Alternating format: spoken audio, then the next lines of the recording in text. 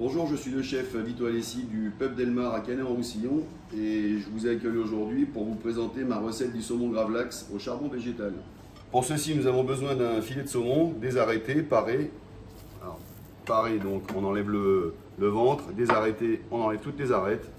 Donc ensuite, nous avons quelques ingrédients. Donc là, j'ai pris bien sûr le charbon végétal, divers poivres, des graines de coriandre. Là, on a le poivre long de Java. On a le poivre malabar, on a le compote, on a le baya. Sans oublier le pisco. Fondamental aussi pour un gravlax, un mélange sel et sucre. Alors donc la première étape, bien sûr, une fois après avoir désarrêté et paré le saumon, ça va être de préparer le charbon végétal. Et pour l'utiliser, on a besoin de liquide pour le diluer. Donc un tout petit peu d'eau. Et pour parfumer, je vais rajouter du pisco. Voilà, là on va bien mélanger. Et là on va venir badigeonner le saumon avec.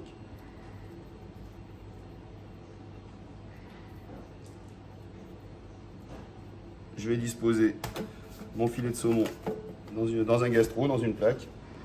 Là j'ai mon mélange sel et sucre. Je vais y rajouter quelques épices. On peut rajouter de la badiane aussi. Très très sympa, de l'aneth. Au niveau de la marinade, libre cours à votre imagination. Là on remélange bien. On va rajouter un petit peu de pisco dedans. Et je vais en rajouter une petite rasade dessus. Là on remélange. Voilà. Et ensuite, tout simplement, on va venir recouvrir entièrement en immersion sous le mélange sel et sucre. Un papier sulfurisé. Et je laisse au réfrigérateur une nuit.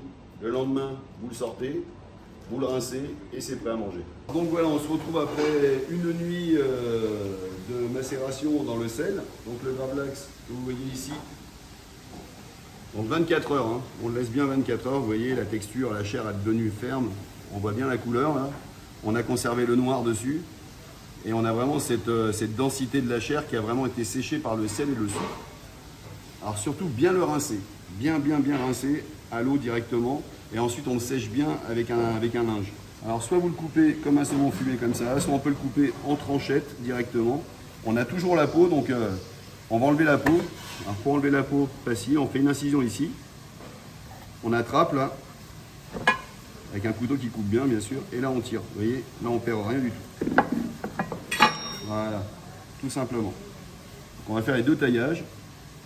Alors soit en tranchette, comme ceci. Alors là quand on le fait comme ça, ce qui peut être sympa après, c'est de le superposer comme ceci et de le monter un peu en rose. Et le deuxième taillage, comme un saumon fumé. Donc là on y va, c'est vraiment toute petite slice.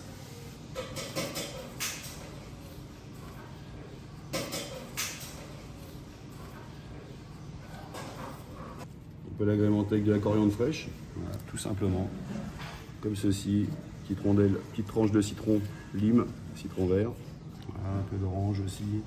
On peut rajouter des baies roses, bon après, voilà, libre cours à votre imagination pour sublimer ce petit plat facile à réaliser. Alors bien sûr, moi je vous conseille de consommer un bon vin blanc avec, en l'occurrence le Centenaire qui est vraiment extraordinaire et qui se marie à la perfection avec mon petit saumon gravlax. Voilà.